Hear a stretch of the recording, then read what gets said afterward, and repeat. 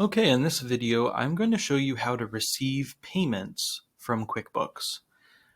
So this is, I want to kind of like give a very specific context to this.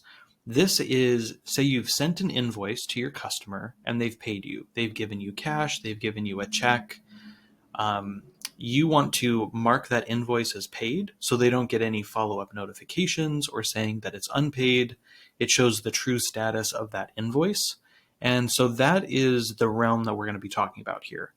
If you're using another payment processor to accept payments, credit cards, things like that, especially with QuickBooks Payment, their payment processor itself, a lot of that stuff is going to be automatically done.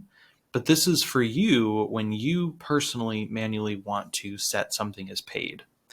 So let's dive into it. We're going to come over here and we're going to go to the Sales tab and we're going to go to Invoices. So you'll notice there's quite a bit going on in here. And we'll give some examples. Okay, so if say we've received money from a customer and they receive money by check, they wrote us a check, then what we can do is we can come down here, we can find the invoice, and let's say that John Melton here, he paid us by check. So we can come here and click this little receive payment link. And what it's going to do is it's going to automatically select this invoice. Now you'll notice that the original invoice was $750, the open balance was $450. So he must have paid for part of it up front. We got a deposit, something like that. But in any case, we want to receive payment for whatever money that we've actually received from the customer. This isn't promised money that's been paid. This is actually, you have a check, you have cash in hand, you have some kind of payment method, and you are documenting that. So if you click that receive payment on the invoice, you'll notice that the customer is automatically populated. The payment date, you want to select that day that they actually paid, not necessarily the day that you deposited the money in the bank account, but the day that they paid. The check date would be a great one. So let's say they wrote the check today. So we're selecting the payment date, and then we want to select the payment method.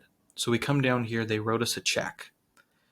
So now what we can do is there's a reference number box here. So let's say that the check that they wrote us was $489. So that was the check number. So we're going to record that, and we're going to put this to undeposited funds. Undeposited funds is an account in QuickBooks that basically says that this is money that's been paid to us, but it hasn't made it to the bank account yet. So that's why it's in undeposited funds. So it's money you have, just not money that actually is showing up on your bank account. So we're going to deposit it there. We're going to select the amount.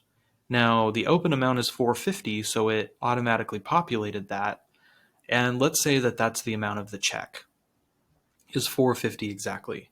Whatever that amount is of cash or check, put that as the amount received. So now once we've done that, you'll notice that the invoice was automatically selected. You might have multiple invoices here, and that's totally fine, but you want to select the one that it's applied to. So now we can do that. We can save and close. So now that is no longer in here. It's probably being refiltered. John Melton $750, and it's marked paid. Now you'll notice that there are other amounts here that say deposited.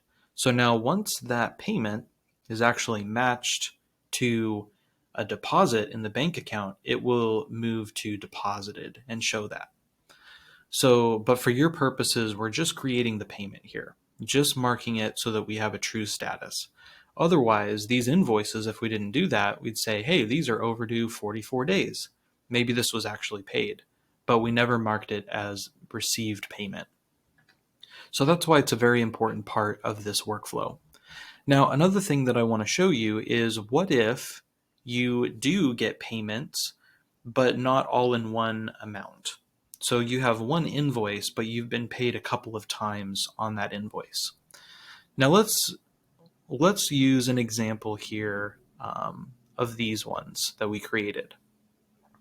So let's say this invoice here, we're going to receive payment.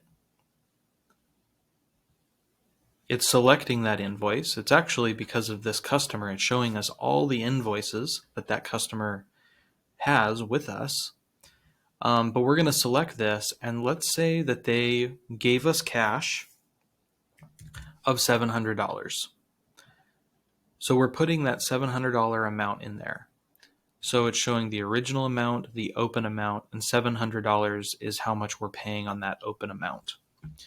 So we have the customer name, we have the date that this is going to be received. I'm going to say today. Let's say they paid us by cash. So in that case, we don't really have any reference number. And then I guess we could put the serial numbers on the individual bills if we wanted to. But there's really no reference number in this case. But again, we want to deposit it to undeposited funds. So this is the first payment. So we're going to do save and close. So now we'll see that this one shows partially paid, due is $625. Now let's say that they paid us a check of that $625. So now we could come in here, let's say that it's the next day, they paid us by check. The check was $745. We're going to deposit that into undeposited funds. They paid us the remainder. They wrote the check for $625. We've selected the correct invoice, the open amount, the payment amount. And so now we have done that. It marks this invoice right here as paid. So those two payments are now there. Now, the reason why we do this in two chunks, we could have just said, hey, they paid me some in cash, some in check. Let me just add it all together and make one payment. The reason that we don't want to do that is because those payments need to match what's going to show up in your bank account. So if you just put $13.25 as the payment, then you're not going to see a total of $13.25 all in one chunk in your bank account. You're going to see a check deposit of the $625, and then you're going to see a cash deposit of $700 in most cases. So that's why we would split it up. We want the payment to equal whatever is going to show up in the bank account. Otherwise, we'll never get matches. So that is how that works. So now let me show you if we come over into the bank transactions, you'll see what I mean as far as payments in the bank feed. Let's see if this is going to work. Get that out of the way. Let's see. So we want to come down here. These are bill payments. Okay. So here's an example. So now we have a payment that showed up and it's matched to the bank feed. So this was a $50 deposit for Twin Crane, a payment, and we can match that. So we can match this if that's something that you're handling and not your bookkeeper or accountant, you can match that. But I just want to show you how these different systems work together. So you'll notice, like if I clicked on this payment, it's going to take us to that same page. It's going to show the customer, the date, the payment method, any reference number that may be there, and it's going to show in this case where that money is being deposited into. So it went into undeposited funds before. So now it's in the bank feed. So invoice, it's selecting the invoice and the payment amount of $50. So that's how that works. You'll also notice deposits. That's something different that we'll go into in another video. But basically, to explain the workflow, is the invoice is the amount that should be paid. A payment is the amount that's actually paid by the customer, and the deposit is actually what's made to the bank. When you actually take it and make a deposit, that's what that is. So there's really three phases. So we've talked about invoices, we've talked about payments, and then we'll talk about deposits in the next video. So we'll see you over there.